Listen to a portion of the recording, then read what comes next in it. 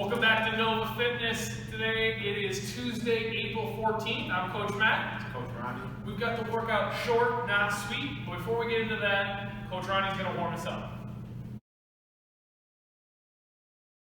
Our warm-up, we have 3 rounds of different movements, starting with 5 step-ups on the box per side. So we're just going to step to full extension, alternating legs, really getting our hips warmed up, our legs warmed up for today's workout. Once we finish the 5 step-ups per side, we're going to go into a 30-second plank. All right, so let's get yourself into a good position from the shoulders down to the ankles. We should remain in one straight line, keeping our core engaged, breathing throughout. Once we finish that 30 seconds, we return to 5 reps rather, and we're going 5 broad jumps. So we're really focusing on loading the hips, extending through, covering some distance as we go through these 5 broad jumps. Once Coach Matt finishes, we return to 30 seconds. Yeah. 30 seconds, PVC pass through. So we're getting our shoulders warmed up, allowing ourselves to get the good range of motion through that PVC pass through.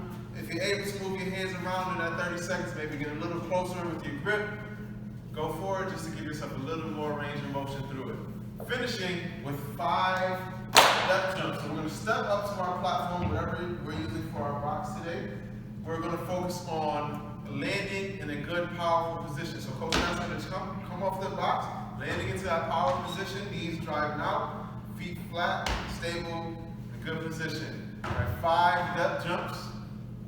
Once we finish that, we have 30 seconds, again, of overhead press. So we can use dumbbells, we can use our PPC. If you have a barbell, perfect. Even if you're doing single dumbbell, you're just alternating one side to the next. 30 seconds of overhead press. Again, this is 3 rounds, 5 step-ups per side, 30-second plank, 5 broad jumps, 30-second pass-through, 5 depth jumps, 30 seconds overhead press. We're now going to move into the WOD explanation. Okay, today's workout is called short, not sweet. It's 5 rounds that are each a 2-minute AMRAP. You might be thinking, Coach Matt, Coach Ronnie, what can I possibly do in 2 minutes? Well, the answer is a lot more than you think.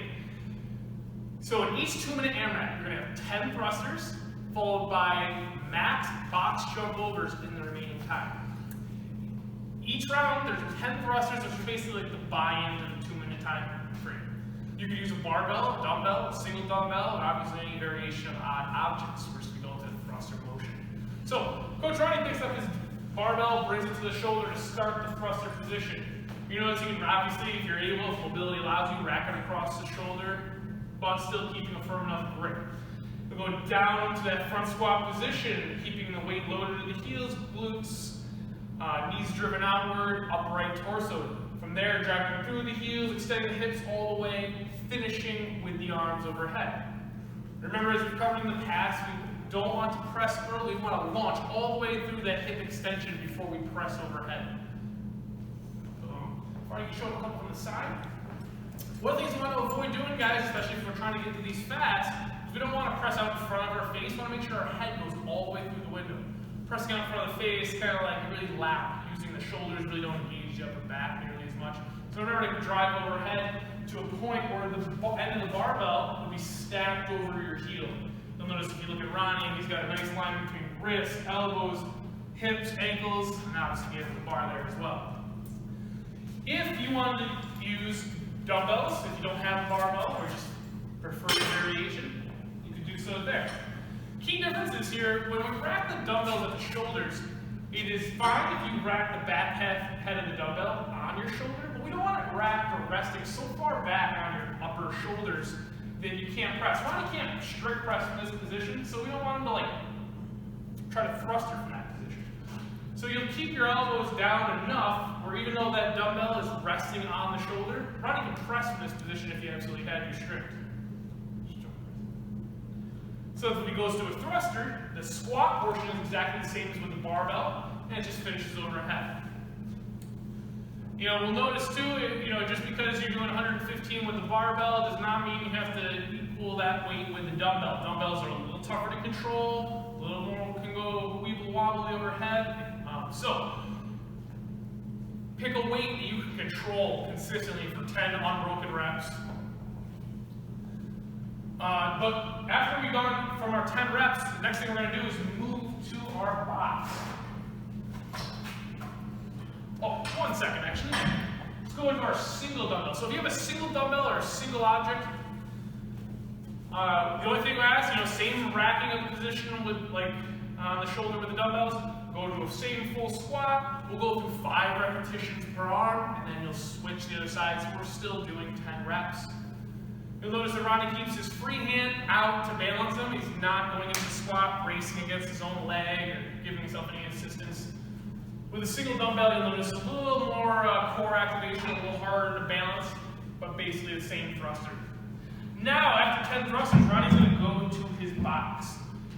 Ideally, what he's looking for is to accumulate as many box jump overs as he can in the remaining time. Those thrusters probably took anywhere from 20 to 40 seconds, depending on how fast I cycle through them. So, come approaches the box. Ronnie wants to look at 2 key points of performance: his loading and landing position. So if you do a repetition, you can go through 2 repetitions. We're jumping clearly over. If you have a box at home, that's ideal, but you can substitute a box with a bucket, or maybe a PVC pipe on a raised chair, maybe a stack of weight plates. We want to make sure that we're jumping not only up and over, but up and somewhat across. So this box is roughly 16 to 20 inches wide, depending on which side you're jumping from. Anyway, going on. Ronnie's going to look at his landing, or launching and landing position. So when Ronnie goes into his loading position, his hips move back. He has a full foot engaged on the ground. So his heels, toes, everything are on. He's going to use his arms to kind of steer the direction of his hips, and then jump up and over. When he lands, you'll notice the way he lands is also very similar to the way he launches. So if Ronnie come back across, he'll jump. He'll absorb that landing with his hips, landing in a balanced foot, the heels, toes engaged, his arms are out to the sides, centering his gravity. If you looked at Ronnie from the front, he keeps an active knee position. You won't notice any buckling of the knees as he loads up, or his body tipping forward into the front of his toes. If his heels are off the ground before he jumps, basically means he's just jumping from his quads, which are not very good jumping muscles. It's also going to leave you not landing very smoothly. So with his hips back, his heels loaded, when he jumps, he's going to get the full force, full power of his hips. Same with the landing. When he lands with heels on the ground, hips absorbing, it saves his quads, saves his hips, ankles and knees are safe. Regardless of your ability level, we want you to be able to jump to some variation. So even if you're using a very short 6-inch plate, or you're jumping over even the width of your dumbbell, the same principles are going to apply. Load the hips, fire through, land absorbing it nice and cushioned. So take a few minutes to set yourself up, practice some repetitions. We'll come back here in a second and talk about the strategy of the workout. All right, for strategy in today's workout, we want to go 2 minutes of hard work followed by 2 minutes of rest every round. So in the thrusters, you want to set yourself up for an unbroken set, a good pace, taking anywhere from 20 to 40 seconds at the most. But I don't recommend you just give it an all-out effort because you're going to have to make a smooth transition. So pace out every thruster rep, being able to take a breath of air between every rep at the top, come down, smooth repetitions, making a smooth transfer to the box. When we get into the jump overs on the box, let's focus on, before we get into that first rep, really taking a breath, getting ourselves composed and gathered and focused in on the object that we're jumping over. So really take a look at what you're jumping over, prepare yourself, and then set yourself up in good positions when you load into that jump. Let's keep steady paces through each jump throughout the reps for those 2 minutes. Making sure that we focus and prioritize how we jump and how we land. Landing in a good position is going to be key as we repeat through these 5 rounds and as many reps as we accumulate. Once we finish up our 2-minute AMRAP, we have again a 2-minute rest. So let's really utilize that rest. Get your weight off of your legs, have a seat for a little while, Control your breathing, get your heart rate down at about 45 to 30 seconds before the next round. Get yourself up, mentally prepared, get yourself ready for that next round. So just remember, controlled, consistent mechanics are going to be key in this workout. Obviously, add the intensity in as your ability allows. Have fun, work hard, and I look forward to seeing scores. Any questions, make sure you guys contact us, post them on Sugar WOD. Have fun.